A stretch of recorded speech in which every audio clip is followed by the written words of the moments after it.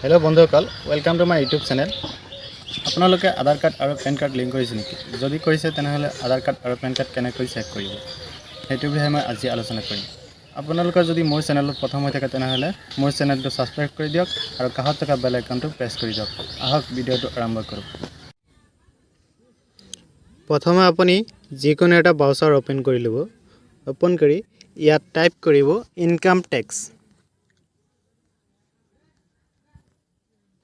income tax department ইয়াত click কৰিব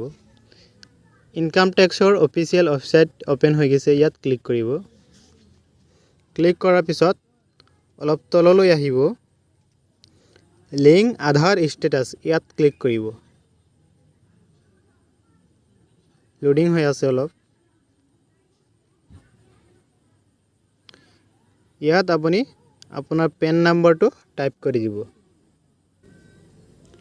এতিয়া আপুনি আধাৰ নাম্বাৰটো টাইপ কৰি দিব